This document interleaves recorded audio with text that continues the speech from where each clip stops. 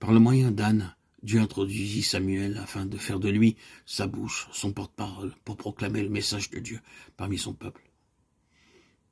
Ce n'est que lorsque nous avons un fardeau de prière en nous et parmi nous que nous sommes alors en mesure d'entendre distinctement la voix de Dieu.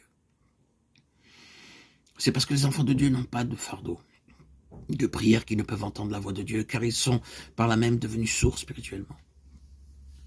C'est pourquoi Dieu a besoin de susciter des serviteurs qui puissent être sa bouche, ses porte-paroles pour proclamer son message, sa volonté et son dessein. Nous pouvons constater qu'il y a partout dans le monde nécessité que Dieu suscite des instruments qui soient la bouche de Dieu.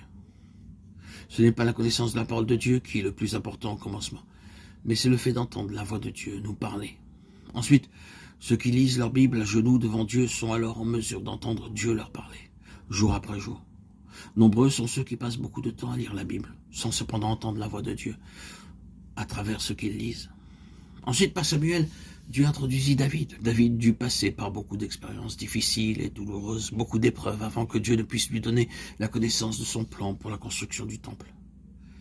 C'est par David que nous apprenons comment il nous faut être exercés et formés, afin d'entrer dans le plan et dans le dessein de Dieu, en tant qu'individu, en tant que famille et en tant qu'assemblée. C'est-à-dire que nous devons apprendre comment entrer dans le plan et le dessein de Dieu d'une manière individuelle, familiale et corporative. Avant de pouvoir donner à David cet écrit révélant le plan de Dieu pour le temple, le Seigneur Dieu a d'abord l'amené à 2 reprises sur une aire de battage. L'aire de battage, nous l'avons vu, c'est l'endroit où l'on sépare le bon grain avec la paille et le son. Et ce que les hommes appellent sagesse, ingéniosité, intelligence, Dieu le considère comme du son, de la paille et du foin. Ce n'est qu'après avoir été vidé complètement de toute sa sagesse naturelle, de son intelligence naturelle, que David fut en mesure de recevoir de Dieu la vision du plan céleste. De la même façon, en ce qui nous concerne, nous constaterons qu'avant de pouvoir nous introduire dans la vision de son plan céleste, Dieu doit détruire et briser complètement tous nos plans, toutes nos pensées et nos intentions personnelles.